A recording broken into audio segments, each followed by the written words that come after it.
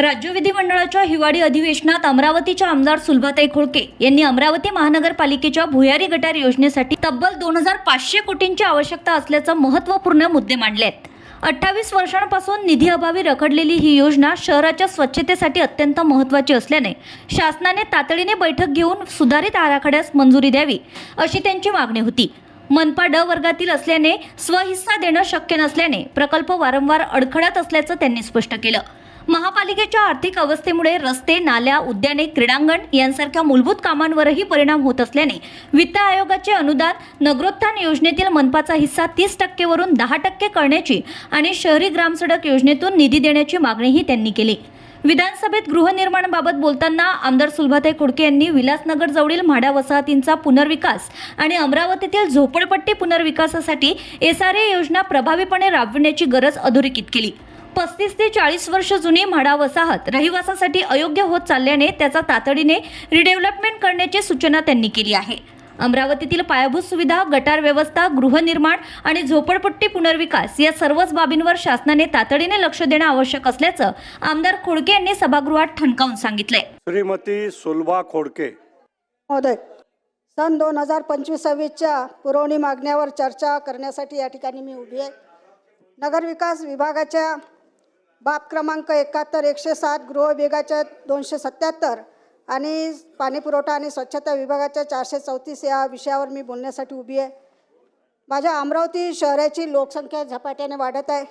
अमरावती महानगरपालिका ही ड वर्गाची आहे आणि त्यामुळे शासनाचा फक्त स्वच्छतेसाठीच वित्त आयोगातून पैसे मिळते, त्यामुळे शहराचा विकास थांबलेला आहे आणि या ठिकाणी अनुदान मिळत असताना स्वच्छता विभागाच्या वित्त आयोगातून मिळत असल्यामुळे त्या ठिकाणी फक्त स्वच्छतेसाठी पैसे वापरले जातात, बाकीचे कामं रखडले जातात। म्हणून मला या ठिकाणी शासनाला विनंती करायची आहे की शासनाने या ठिकाणी रस्ते, नाले, शाळा, ओपन स्पेस असेल त्यासाठी कुठलंही अनुदान मिळत नाही। म्हणून मागच्या वेळेस शासनाने मुख्यमंत्री शहरी सडक योजनेची घोषणा केली होती, परंतु आतापर्यंत त्याच्यावर निधी उपलब्ध करून दिला नाही। म्हणून मला शासनाला विनंती करायची आहे की त्या ठिकाणी मुख्यमंत्री शहरी सडक योजना यासाठी निधी उपलब्ध करून द्यावा की जेणेकरून शहराचा विकास होईल व शहरातील कामं होतील। शहर झपाट्याने वाढत आहे, कॉलनी झपाट्याने वाढत आहे, विकासापासून दूर जात आहे आणि ड वर्ग महानगरपालिका असल्यामुळे त्या ठिकाणी विकास होत नाही। म्हणून शासनाने याच्याकडे लक्ष द्यावे।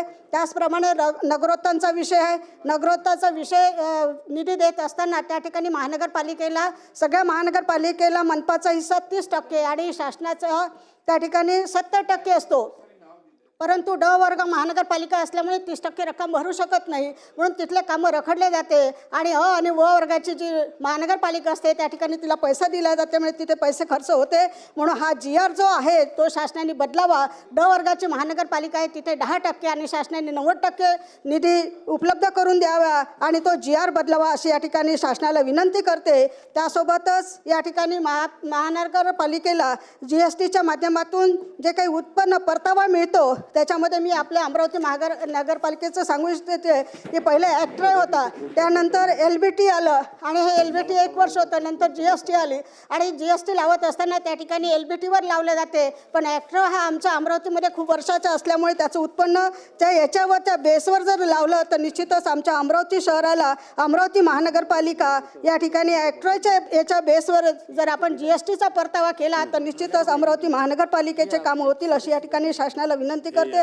त्यासोबतच गृहनिर्माण विभागाच्या माध्यमातून या ठिकाणी शासनाला विनंती करते की अमरावती येथील अनेक झोपडपट्टी आहे आणि त्याच्यामध्ये पुनर्विकास व SRAची स्कीम लाभवणं फार आवश्यक आहे। मागच्या अधिवेशनाच्या वेळेस मी मांडलं होतं की त्या ठिकाणी SRAची स्कीम राबवा। माझ्या मतदारसंघामध्ये या ठिकाणी अशोकनगर आहे, तिथे पहिली ही स्कीम राबवली तर निश्चितच अमरावतीमध्ये SRAची स्कीम होईल। या संदर्भात मी 30/8/2025ला सन्माननीय एकनाथ शिंदे साहेब उपमुख्यमंत्री यांना पत्र दिलं।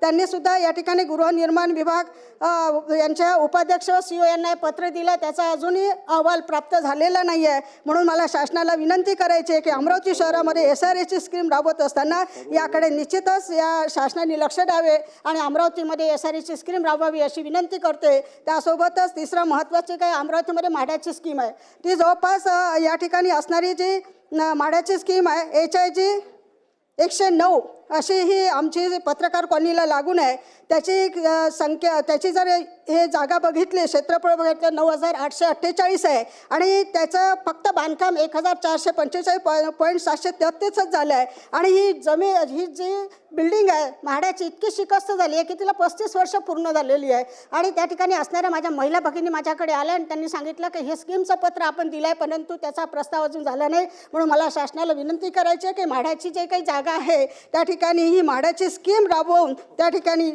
सर्वसामान्य नागरिकांना घर मिळेल आणि चांगला या ठिकाणी प्रस्ताव तयार करून रिडेव्हलपमेंटच्या माध्यमातून या ठिकाणी प्रस्ताव जर तर केला तर निश्चितच त्या ठिकाणी महानगरपालिकेच्या माध्यमातून आणि म्हाडाच्या माध्यमातून या ठिकाणी सामान्य माणसाला घर मिळेल अशी या ठिकाणी विनंती करते. आणि सगळ्यात महत्त्वाचा शेवटचा पाणी पुरवठा व स्वच्छता विभाग एकच विभाग राहिला साहेब. माझ्या अमरावती महानगरपालिकेमध्ये भुयार गट योजना मंजूर झाली होती. ती केव्हा झाली होती? 1997. आज 28 वर्ष झाले आहे साहेब. 28 वर्षामध्ये अजूनही ती भुयार गटाची योजना अर्धवट पडलेली आहे. त्याच्यामध्ये या ठिकाणी महाराष्ट्र शासनाने जेव्हा पैसे दिले 123.4 कोटी ही 1997ली दिला. त्याच्यानंतर शासकीय अनुदान 23.33 होतं, स्थानिक स्वराज्य संस्था 66.67 होतं, लोकवर्गणी 10% होते. परंतु महानगरपालिका ड वर्गाची असल्यामुळे त्या ठिकाणी ते अनुदान देऊ शकले नाही. म्हणून त्या ठिकाणी त्या स्कीम ही अर्धवट झाली. त्यानंतर केंद्र शासनाने 2008मध्ये 141.63 कोटी मंजूर केले आणि ते मंजूर करत असताना त्यांनी 3 टप्प्यामध्ये पैसे देण्याचं कबूल केलं. 1 टप्प्याचे पैसे मिळाले, तिसऱ्या आणि टप्प्याचे पैसे मिळाले नाही. म्हणून ती 2008 पासून ती सुद्धा स्कीम बंद पडलेली आहे. आणि त्याच्यानंतर एक शेवटचाच मुद्दा आहे माझा, आणि ती बंद पडलेली आहे आणि रखडलेली आहे. आजही अर्धवट आपण बघितलं तर शहराची स्वच्छता ह्या भुयारी गटामुळे त्या ठिकाणी स्वच्छता ही राहिलेली नाही आहे. त्यानंतर या ठिकाणी केंद्र शासनाने पुरस्कार अमृत 1मध्ये ही योजना घेतली. 2018मध्ये या योजनेला मंजुरी दिली आणि त्यासाठी सुद्धा 81.87 कोटी दिली. त्याच्यामध्ये केंद्र शासन 50%, राज्य शासन 25% आणि मनपा 25% अशा माध्यमातून 20.21 कोटीचे काम झाले. परंतु परिस्थिती अशी झाली आहे की महानगरपालिकेची आमच्या शहराची की त्या ठिकाणी ती अर्धवट पडली आहे. कुठलंही पाणी काढलं जात नाही. एवढा मोठा कोटीने पैसा खर्च केला, परंतु या ठिकाणी आम्ही शासनाला पत्र दिलं आणि शासनाच्या पत्राच्या माध्यमातून या ठिकाणी मनपा आणि जागतिक बँकेचे अधिकाऱ्यांसोबत 15-10ला मीटिंग झाली. आणि या ठिकाणी मी मंत्री महोदयांना सांगू इच्छिते की ही योजना आता 2500 कोटीवर गेली आहे. म्हणजे अमरावतीचा जर हे गटार योजना करे, त्यांनी सांगितलं, बँकेने सांगितलं की आता ही योजना आपल्याला करायचं आहे तर पूर्ण प्रस्ताव तयार करा पूर्ण शहराचा. म्हणजे गेलेले पैसे गेले. म्हणून मला या ठिकाणी शासनाला विनंती करायची आहे, मंत्री महोदयांना विनंती करायची आहे आणि सन्माननीय अजितदादांना विनंती करायची आहे की या ठिकाणी आमच्या अमरावतीचा जो भुयारी गटार योजनेचा बट्ट्याबोळ झाला आहे ते जर सुरळीत करायची असेल तर या ठिकाणी 2500 कोटीच्या वर या ठिकाणी लागणार आहे. याची मीटिंग लवकरात लवकर लावून आमच्या अमरावती शहराचं भुयार गटार योजनेचं जे रखडलेलं काम आहे ते निश्चितच या ठिकाणी मार्गी लावावं अशी या ठिकाणी शासनाला विनंती करते आणि माझे शब्द संपवते. धन्यवाद.